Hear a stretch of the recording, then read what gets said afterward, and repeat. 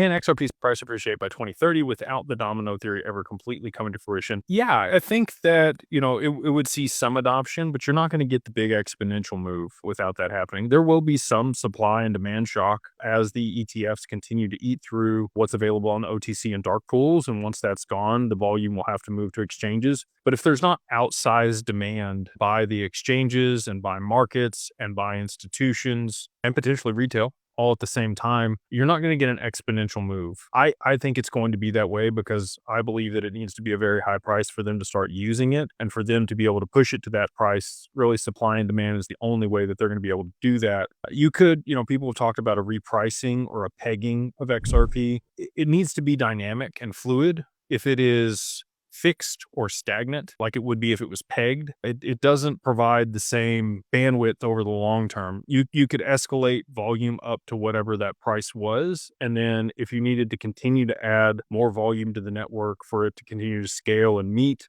the new demands of markets, that were being tokenized, real world assets.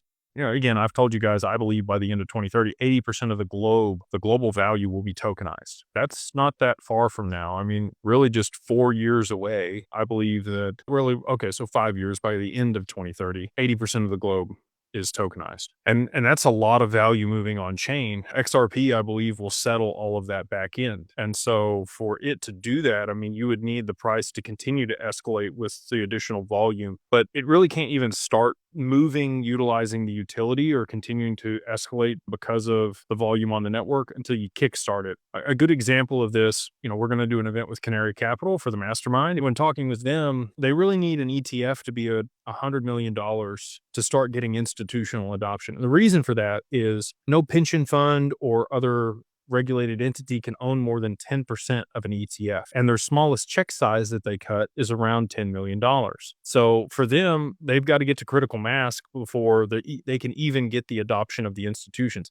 And I view XRP very similarly. It needs to get to critical mass. It needs to have enough liquidity in it before they can start using it in a meaningful capacity to continue to drive adoption and price appreciation. And so all of that being stated, I don't think that it's going to be fixed or pegged. I think that they're going to have to use supply and demand dynamics to push it to a very high price in a very short period of time, because that's the only way that it's really going to work and get the adoption. If that doesn't happen, it's not going to see the high prices that we've talked about.